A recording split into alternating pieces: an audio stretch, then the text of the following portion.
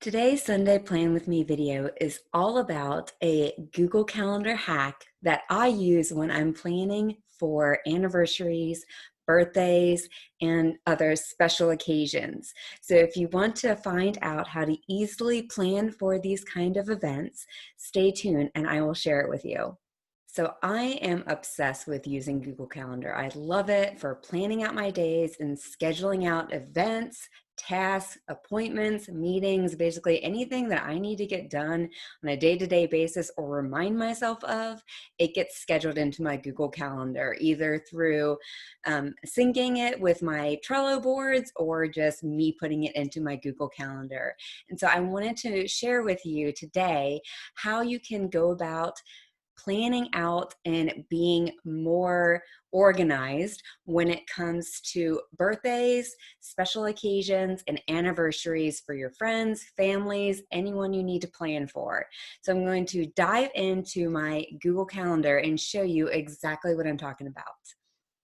Okay, so this is my Google Calendar, and I've hidden kind of any of the, events that I have in my personal calendar. So you're just seeing a blank calendar right now. And this is what I do when it comes to planning for birthdays, anniversaries, or special events that you either need to buy a gift or buy a card for, or, just send something to someone for something special. And like the special occasion could be a wedding, a baby shower, any of those kind of events that you need to plan for at least a little bit of ahead of time, so that you either make sure you have a gift to give or you have a card ready to send. And so what I do first is whenever I, find out about a new birthday, or, my friends get married and I want to document their anniversary or anything like that, I will immediately come into my Google Calendar and go to create. And this is going to be creating the event in the calendar. So let's say it is, I'm just going to write name and birthday. And then I'm going to come in here to where it says more options. And I am going to make it an all-day event because their birthday or their special occasion is all day. And then unless it's a baby shower or a wedding, then you have a specific time, which you can document that specific time if that is, there is a special occasion for that. Okay, so then what I do is I actually have a specific color that I use for birthdays too. So I specifically use the color green for birthdays, so that when I see it, I know immediately that that is a birthday. And then with anniversaries, I use this, like, what color is this? It's like a pinky kind of color.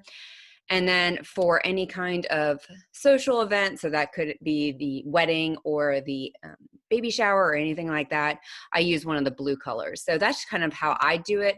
But you can, set this up however you want, using whatever colors you want. You can have a specific color for baby showers, for weddings, for anniversaries, for birthdays, whatever works for you. The big thing in here that I highly recommend doing when it comes to birthdays and all these other occasions, and what keeps me organized when it comes to these, is setting notifications and making sure you're setting notifications far enough in advance to know when you need to buy a card or buy a gift, or even, like, make sure you're aware of, I need to buy a gift by this date. So what I do is I come in here, and typically I like to do the first notification to be 1 week before, and I typically would do it in the morning time frame. So I would do this probably around 9:30. And then I don't do email notifications at all. So I just hit the X next to that. I'm going to add another notification, and I typically do, so we have the 1 week before down below, and so the new notification came on top. So then I typically like to do 3 days before, just so that I remember to send the card. So this for me is like, okay, if I need to buy a gift, I set a notification for a week in advance. If you don't need to buy a gift, maybe you just need to buy a card, I still set it for a week in advance so that I know to either buy a gift or a card on that first notification. On the third notification, or I'm sorry, on the second notification for 3 days before, that is when like it's a reminder to like send the card then. So I got the card or got the gift, now I can send it. Now it depends on, you know, if they are farther away. If you do it through Amazon, 3 days should probably be fine depending on the gift. But, you know, just depending on, you know, how far away they are and anything like that. And then the last notification I do is I type in, whoops, that's, I forget, they go to the top. So the new notifications, when you add notification, it goes to the top.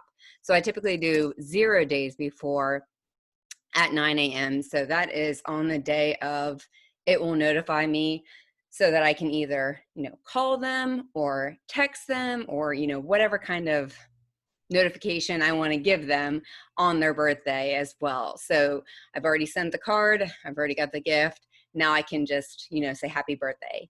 So that's how I go about doing birthdays and anniversaries and weddings and any of those kind of special occasions where you need to buy a card, gift, or anything like that.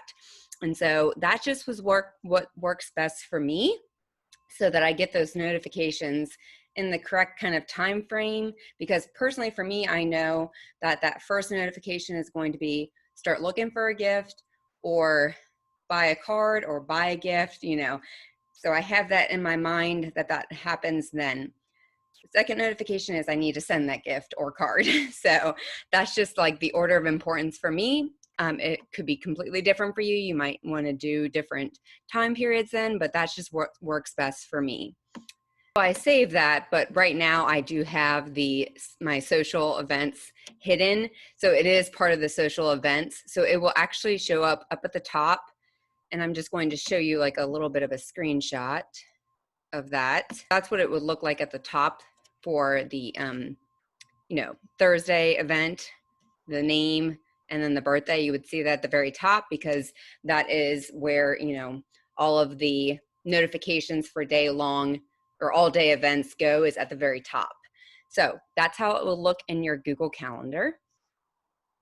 So hopefully that was helpful for you and you can be more prepared when it comes to planning for those special events that you need to prep for with a gift or a card or anything like that. You can be more prepared for those kind of events going forward now. And if you're interested in more planning tips, don't forget to hit the subscribe button so that you can see those kind of videos show up in your feed from me on a regular basis. So on Sundays, I do Plan With Me Sundays, and on Tuesdays, if you're interested in learning more about Trello, I share all about Trello tips and tricks. So hopefully this was helpful, and I hope you enjoyed it, and I'll see you next time.